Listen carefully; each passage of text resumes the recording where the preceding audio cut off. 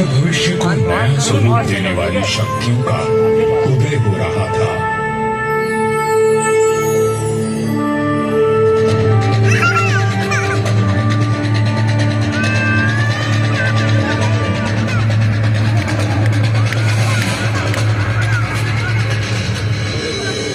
लोधी राजवंश ने दिल्ली की गद्दी संभाली।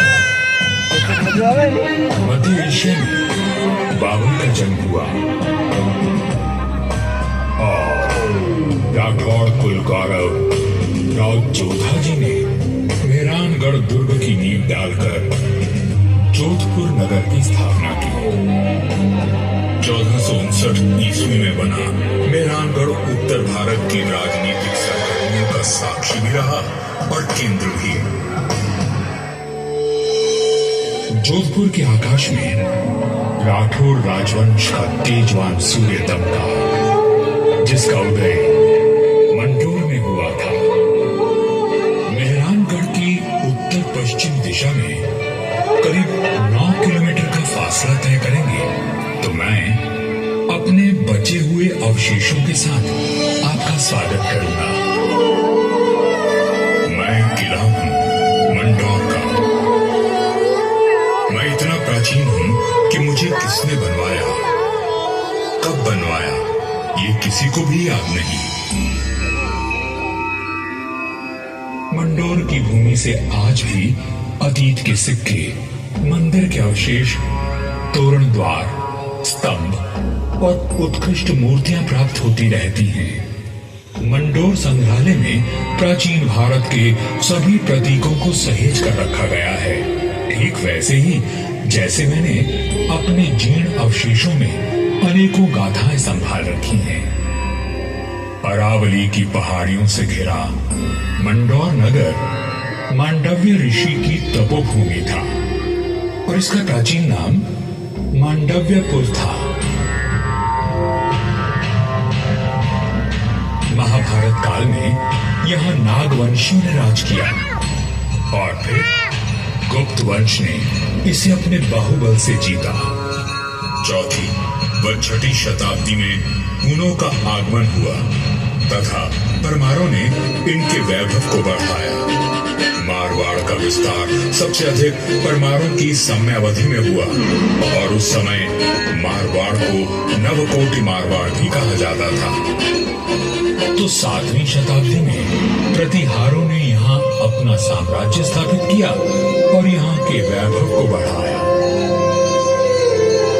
मेरे साथ चलिए उस बीते हुए काल में जब यह तलवारें खड़कती थी, रणभेरी और नगाड़े कंपायमान होते थे, वीर हुंकार भरते थे और रणबांकुरों के जय घोष से आकाश गूंज उठता था।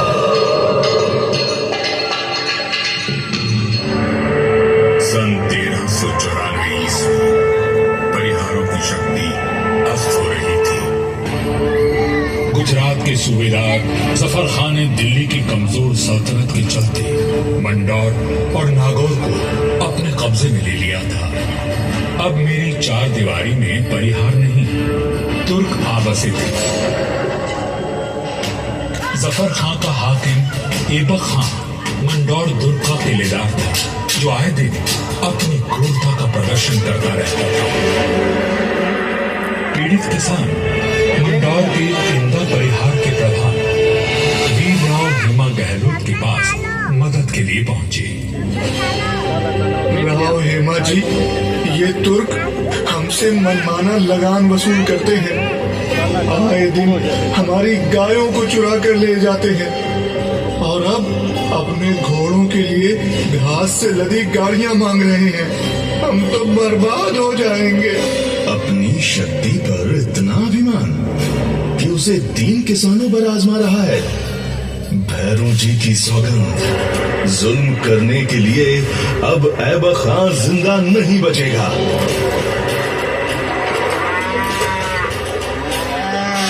शक्तिशाली शत्रु से लड़ने के लिए बल और बुद्धि से वार करने की योजना बनाई गई। घास की कई 100 गाड़ियां तैयार की गई और हर गाड़ी में हथियार लिए योद्धा चुप कर बैठ गए। गाड़ियां जैसे ही किले के भीतर पहुंची, क्षत्रियों ने नारा लगाया, आयो लड़ो फतेह कर दो, आयो लड़ो फतेह कर दो।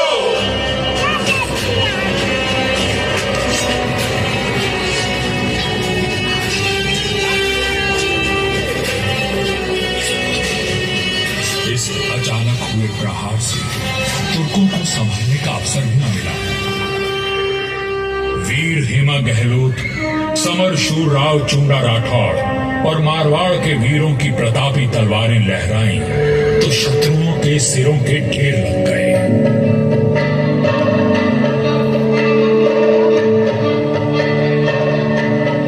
इसी जीत की याद में आज भी मंडौर में राव महोत्सव मनाया जाता है।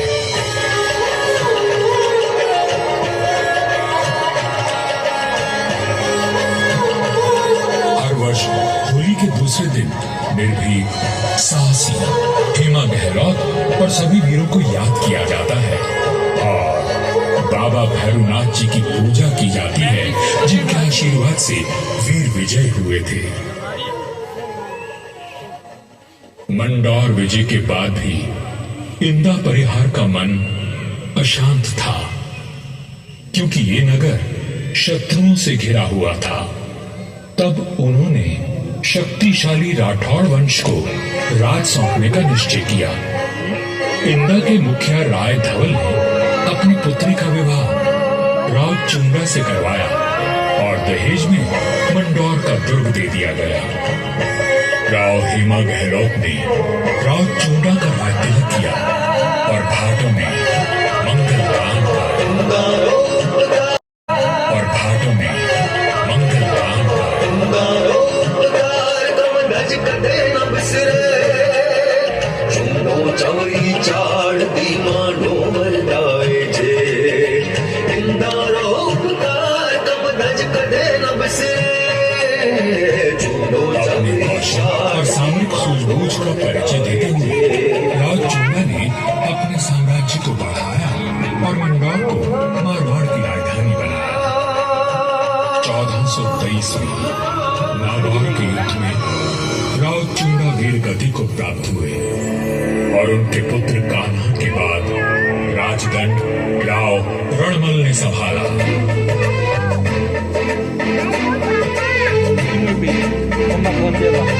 मारवाड़ और मेवाड़ में घनिष्ठ संबंध थे, परंतु मेवाड़ नरेश राणा कुंभा के कान भरने लगे।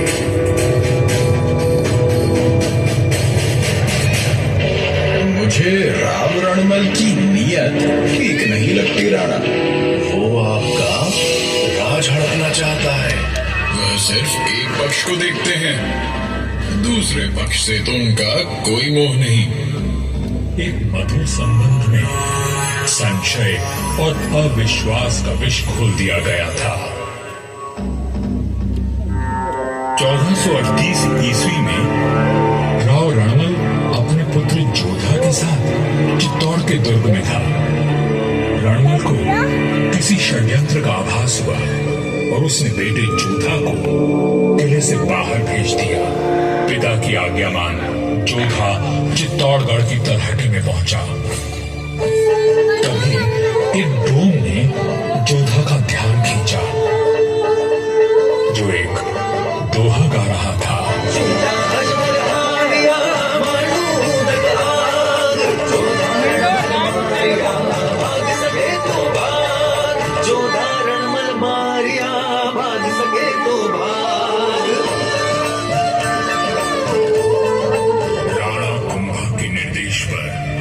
चुंडा ने राव रणमल की हत्या कर दी थी। पिता की हत्या का प्रतिशोध लेने की प्रतिज्ञा लेकर युवा जोधा मारवाड़ की ओर बढ़ चला, परंतु चुंडा उसका पीछा करता रहा। वह राणा कुंभा का ताऊ था और मारवाड़ का पुराना बैरी। काल बनकर मेवाड़ की विशाल सेना जोधा के पीछे पड़ी थी और वीरों का वंशज अपने 700 स्वामी भक्त लड़ाकों के साथ उनसे जूझ रहा था। विपत्ति के हर बवंडों को साथ कर जब जोधा मंडोर पहुंचा उसके पास केवल 7 सैनिक बचे थे, पर चूंडा यहाँ भी आ पहुंचा।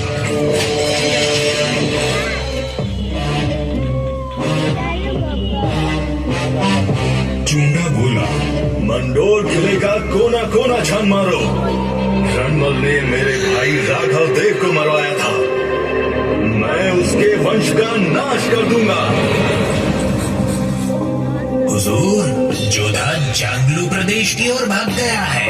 आप कहें तो उसका पीछा करें। रहने दो, वहाँ रेतीले टीलों में भटक कर वो खुद ही मर जाएगा। तुम राणा कुंभा के पास संदेश भिजवाओ, मंडोर पर अब हमारा राज है। पिता की निर्मम हत्या की पीड़ा और राज को देने का अपमान लिए जोधा भटक रहा था। हर ओर शत्रु घात लगाए बैठे थे, पर जुझारू जोधा ने आस और विश्वास नहीं खोया। 15 वर्षों तक संघर्ष और अथक प्रयास करने के बाद जोधा ने दुर्भाग्य को जीत लिया। चूंडा की मृत्यु हो चुकी थी और मंडोर को राज जोधा ने फिर से जीत लिया था। समय बदल रहा था और देश पर विदेशी आक्रमणकारियों का संकट घिराया था। ऐसे में एक दूसरे से लड़ने के बजाय मारवाड़ और मेवाड़ ने संधि कर ली।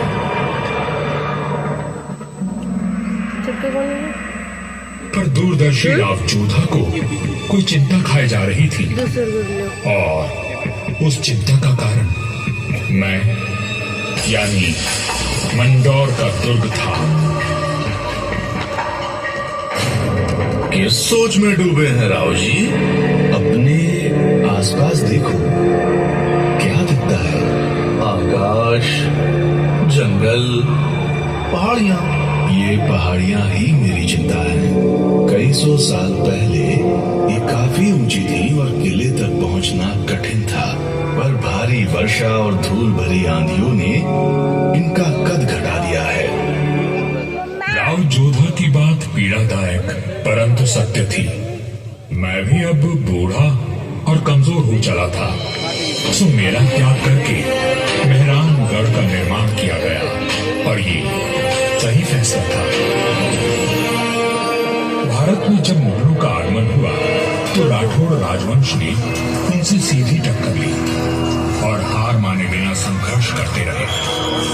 इस सब में मेहरानगढ़ ने प्रमुख भूमिका निभाई।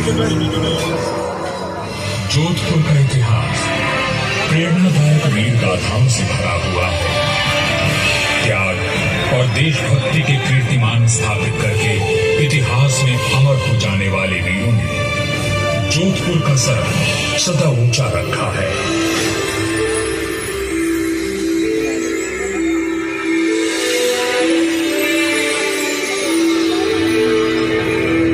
इस धरती पर जन्मे सपूत अपनी भुजाओं में इतना बल रखते थे कि मातृभूमि की रक्षा कर सके। तभी इनकी छत्र छाया में इनकी प्रजा सुखी और समृद्ध हुई। पर यह बात कम ही लोग जानते हैं कि फौलादी सीनों में कोमल भावनाओं का भी वास था। राजधर्म का पालन करने वाले तलवार के धनी इन रणधीरों के मन में नवसृजन और कला के प्रति प्रेम भी बसता था, जिसका प्रमाण आज भी उपस्थित है और इस धरती का सौंदर्य बढ़ाता है।